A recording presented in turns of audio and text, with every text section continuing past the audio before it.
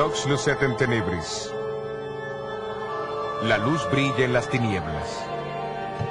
Hoy, el lema de los valdenses se encuentra inscrito en todas las iglesias del valle. Sirve como un silencioso recordativo de su fiel testimonio, a menudo manchado de sangre a través de los siglos. Sin embargo, el símbolo profético de la mujer en el desierto no solo se aplica a los valdenses. Incluye a todos aquellos cuya fe en Dios y en su palabra los hizo contrariar las corrupciones y las falsas enseñanzas de la iglesia.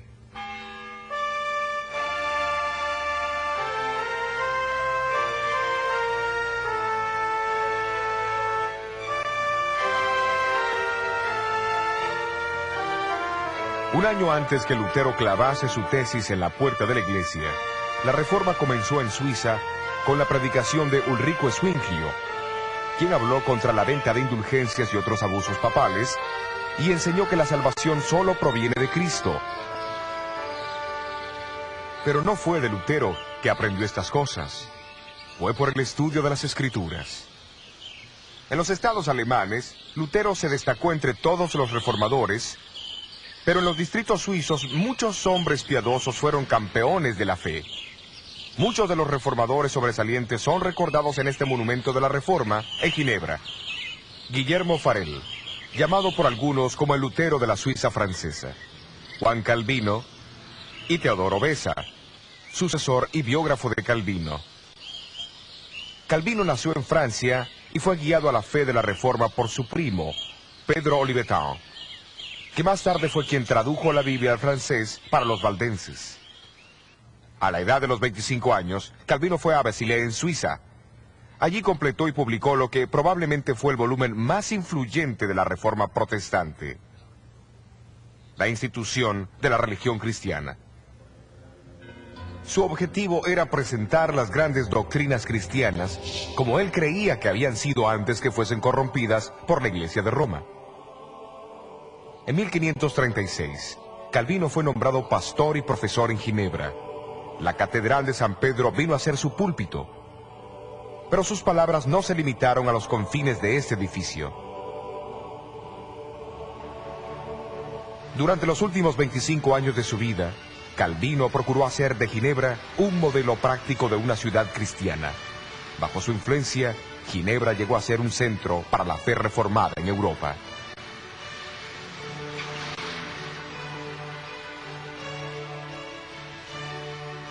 Además, estableció un colegio en Ginebra, que atrajo estudiantes de toda Europa.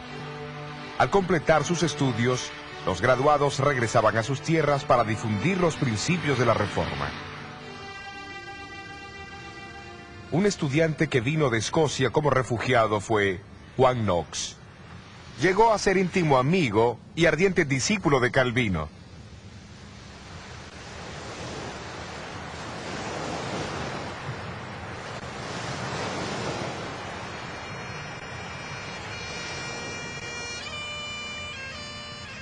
Como Pablo en el apedreamiento de Esteban, así Juan Knox sintió su llamado al observar el martirio del predicador escocés Jorge Wishart. Aquí al frente del castillo de San Andrés, las letras GW marcan el lugar donde Wishart fue quemado en la hoguera en 1546. Más tarde Knox regresó a Escocia y vino aquí a San Andrés, centro eclesiástico de Escocia en el siglo XVI. Su catedral era una de las más grandes del cristianismo. Durante ese primer año, los habitantes del castillo invitaron a Knox para que fuese su predicador. A principios de 1547, predicó su primer sermón aquí en la parroquia de San Andrés. Esto marcó el comienzo de la Reforma en Escocia. No fue por coincidencia que Knox usó como texto el capítulo 7 del libro de Daniel. Al principio de su sermón mostró el gran amor que Dios tenía por su pueblo, al advertirles de los peligros que amenazarían a la iglesia. Identificó a las 4 bestias como los 4 grandes imperios de Babilonia, Medo-Persia, Grecia y Roma. Luego habló del cuerno pequeño que lo seguía, identificándolo como el anticristo papal. Al hacer esto, Knox se incluyó en la lista de los grandes reformadores como Wycliffe, Huss, Lutero, Calvino y muchos otros que habían declarado lo mismo. 13 años más tarde, el Parlamento escocés se reunió en Talbot. El sitio fue aquel, adjunto a la iglesia de San Giles en Edimburgo, donde Juan Knox era el predicador. 6 reformadores escoceses que por una increíble coincidencia llevaban el nombre cristiano Juan, escribieron una confesión de fe que fue formalmente adoptada por el Parlamento en agosto de 1560. La misa fue prohibida y la fe protestante fue establecida en Escocia. Sin embargo, la nueva monarca, María, reina de Escocia, con su fuerte atavismo católico, tenía otros planes. Cuando ella ordenó la celebración de la misa, Knox pronunció sus objeciones en tono amenazador desde este púlpito de la Catedral de San Giles. La reina María citó a Knox a comparecer en el Palacio de Holyrood, no muy lejos de San Giles. María, como otros monarcas de aquel entonces, creía que gobernaba por autoridad divina y que las conciencias de sus súbditos estaban bajo su control. Por eso, la confrontación entre María y Knox era crucial para la supervivencia de la Reforma en Escocia. Tú has enseñado a la gente a recibir otra religión que no es la que los príncipes aceptan, pero Dios ordena a los súbditos a obedecer a sus príncipes. Señora, la religión verdadera no tuvo su origen ni su autoridad de los príncipes, sino tan solo del Dios eterno. Así que los súbditos no están sujetos a ajustar su religión a los gustos de los príncipes, porque a menudo los príncipes, entre otros, son los más ignorantes de la verdadera religión de Dios.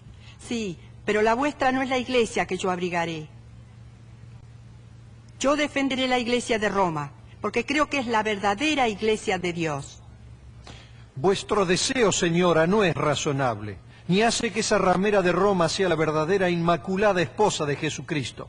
La iglesia de Roma se ha apartado de la religión que los apóstoles enseñaron y establecieron. Mi conciencia no lo dice así. La conciencia, señora, requiere conocimiento, y temo que su majestad no lo posee. Tú interpretas las escrituras de una manera, y ellos la interpretan de otra. ¿A quién debo creer? ¿Y quién será el juez? Su majestad deberá creer en Dios, que habla claro en su palabra. Si la oscuridad existe en alguna parte, el Espíritu Santo explica lo mismo en otros lugares con más claridad, para que no quede ninguna duda, a menos que uno sea un ignorante obstinado.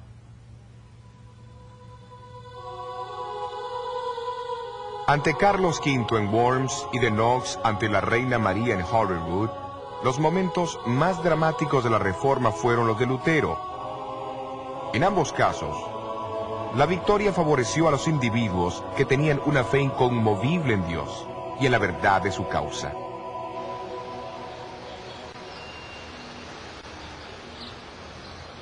El conflicto espiritual continuó en toda Europa en el siglo XVI. En Inglaterra, la reforma formal que resultó del desprendimiento de Roma por Enrique VIII en 1534 fue en gran parte política, pero en los años que siguieron se levantaron hombres determinados a traer los principios bíblicos de vuelta a la Iglesia de Inglaterra. Esto no ocurriría sin una gran oposición. María Tudor, la hija de Enrique, asumió el trono en 1553 e inmediatamente decidió restituir Inglaterra a la Iglesia romana. Durante su reinado de 5 años, unos 300 protestantes fueron quemados en la hoguera. La descripción de la Iglesia por Juan, desde el tiempo de la cruz en adelante, pinta al pueblo de Dios como siendo acusado por Satanás y soportando gran sufrimiento hasta la misma muerte. Aquí en este patio está el monumento a los mártires. Registra más de 18.000 mártires de Jesucristo. Cerca de 100 de ellos fueron ejecutados en Edimburgo y la gran mayoría están sepultados aquí. Pero luego Juan añade las siguientes palabras de triunfo en Apocalipsis 12:11. Y ellos le han vencido por la sangre del Cordero y por la palabra de su testimonio, y no han amado sus vidas hasta la muerte.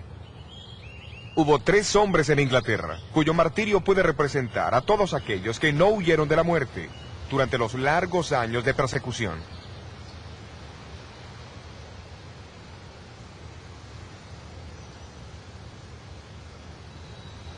En Oxford está el monumento de los mártires, erigido a Nicholas Ridley, obispo de Londres, Hugo Latimer, capellán de Enrique VIII, y Thomas Cranmer, el primer arzobispo protestante de Canterbury.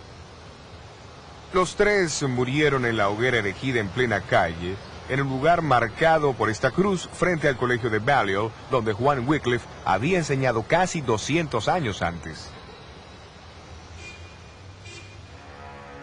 En el pueblo de Oxford la leña fue apilada, con furiosa prisa y con maldición alborotada, cubriendo a 2 almas valientes que guardaron su lugar por la senda de fuego, para a Cristo acompañar.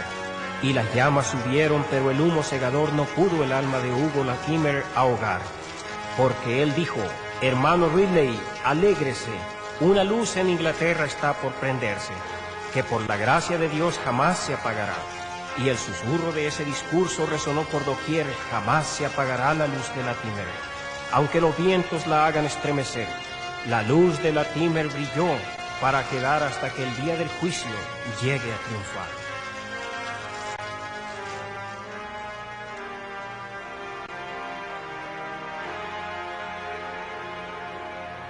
Y así tuvo que ser. Al cabo de 3 años, María Tudor murió y la reina Isabel I ascendió al trono, despuntando el amanecer del siglo de oro en Inglaterra.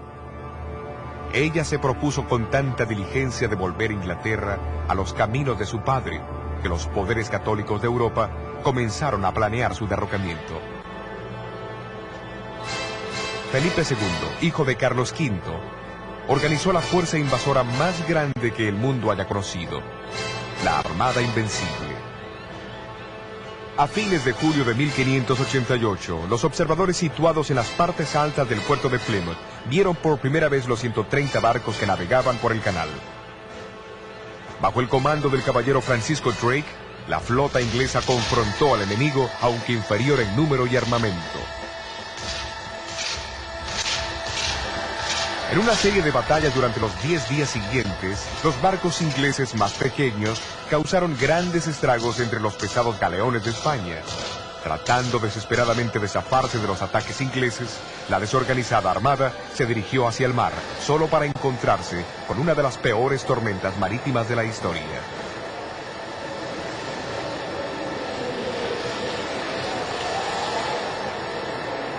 Sacudida a lo largo de la costa de Noruega y arrojada contra las rocas de las Islas Shetlands, Orcadas y Hebridas, e impelida nuevamente hacia el sur, a Irlanda, la armada huía, aunque nadie la perseguía.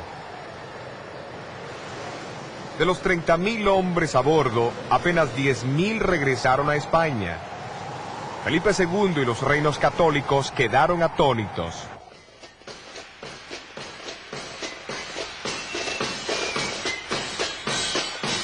Pero los estados protestantes se reunieron en un coro de acción de gracias. Por orden de la reina Isabel, el 29 de noviembre fue un día dedicado a rendir gracias a Dios.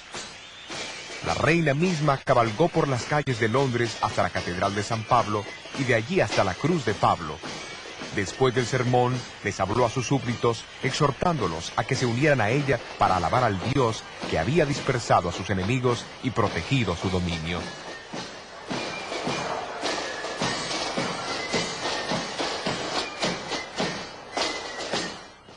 Aquí en Plymouth, en el monumento que conmemora la escena de la Armada, aparecen grabadas estas palabras enigmáticas. Él sopló con sus vientos y ellos fueron dispersos. La partida del Mayflower en 1620, desde Plymouth, Inglaterra, con tantas personas a bordo, fue muy diferente de los eventos de 1588, cuando la Armada Española navegaba por ese lugar.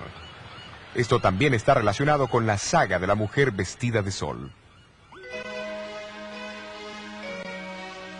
Durante el último período del trono de la reina Isabel, la población se dividió entre aquellos que permanecieron leales a la Iglesia oficial de Inglaterra y aquellos que deseaban que la reforma de la Iglesia continuase basada en la autoridad de las Escrituras. Conocidos como puritanos y separatistas, estos no conformistas fueron finalmente perseguidos por sus creencias y muchos de ellos emigraron hacia Holanda. Entre estos estaban los primeros peregrinos, que navegaron a bordo del Mayflower desde Holanda, por el puerto de Plymouth, con destino al Nuevo Mundo. Cuando los puritanos se separaron de la iglesia inglesa, se habían comprometido solemnemente a caminar juntos en todos los caminos de Dios que ya conocían o que irían a conocer. Esta era la razón vital del protestantismo.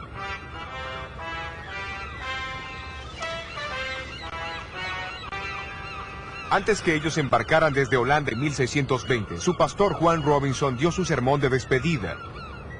Señaló que los seguidores de Lutero, Knox y Calvino se habían basado en las enseñanzas de esos hombres como si fueran la suma total de la verdad. Hablando de los reformadores, Robinson dijo: ellos no incursionaron en todo el plan de Dios, pero si estuviesen vivos hoy, estarían dispuestos a recibir más luz de la que ellos recibieron al principio. Si Dios les revela cualquier cosa a ustedes por cualquier otro de sus instrumentos, estén listos para recibirla, porque estoy seguro que el Señor aún traerá más luz y verdad de su santa palabra. Poco captaba él mismo el significado real de sus palabras. Más verdades brotarían de la palabra de Dios y los puritanos jugarían una parte vital. Los peregrinos desembarcaron en el peñasco de Plymouth el 21 de diciembre de 1620. Ellos fueron los primeros entre muchos miles de puritanos que en el siglo XVII emigraron al Nuevo Mundo y trajeron con ellos creencias que a su debido tiempo contribuirían al levantamiento de un movimiento religioso que circundaría el globo. De acuerdo a la profecía de Daniel 7, el poder del cuerno pequeño reinaría en Europa por 1260 años. Al final de ese periodo, que se extendería desde el año 538 al 1798, surgirían eventos que disiparían temporalmente esa supremacía. Exactamente, en febrero de 1798, las tropas francesas del general Berthier entraron a Roma, tomaron al Papa prisionero y aminoraron grandemente la autoridad y el poder del papado.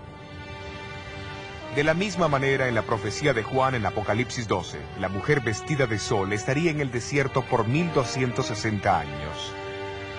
Después de 1798, un movimiento surgiría que enseñaría las mismas grandes verdades enseñadas por los apóstoles, los profetas y los cristianos. Grandes verdades tales como la salvación por la gracia de Dios a través de la fe en Cristo solamente, el ministerio sumo sacerdotal de Cristo, el sacerdocio real de todos los creyentes, la obediencia a todos los mandamientos de Dios, el bautismo del creyente y la suficiencia y autoridad de la Escritura sobre la tradición estaban entre lo que la iglesia primitiva enseñaba. Tales enseñanzas, perdidas por muchos a través de la gran apostasía, serían restauradas y proclamadas al mundo en la hora del juicio final. Jesús dijo que el Evangelio debía ser predicado en todo el mundo, y entonces vendría el fin. El clímax del prolongado conflicto entre Cristo y Satanás está descrito en Apocalipsis 12:17. Entonces el dragón fue airado contra la mujer y se fue a hacer guerra contra los otros de la simiente de ella, los cuales guardan los mandamientos de Dios y tienen el testimonio de Jesucristo. El concepto bíblico de remanente significa un grupo de personas de cualquier edad que haya sobrevivido a la calamidad y sea leal a Dios y a los principios de su palabra en un tiempo de apostasía final. Sin embargo, la escena de Apocalipsis 12 deja claro que hace referencia a los descendientes espirituales de la mujer en el tiempo del fin. Eso es después de 1798. Ellos pertenecen a la digna línea de herederos espirituales entre los escogidos de Dios, que han sobrevivido a los furiosos ataques del dragón a través de la historia.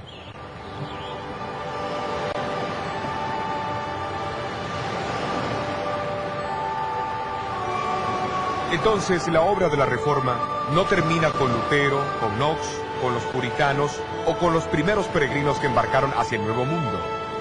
Es un proceso que marcha hacia adelante y su próxima fase nos señala hacia los comienzos del siglo XIX en América y el surgimiento de un movimiento profético que rápidamente capturó la atención de muchos alrededor del mundo.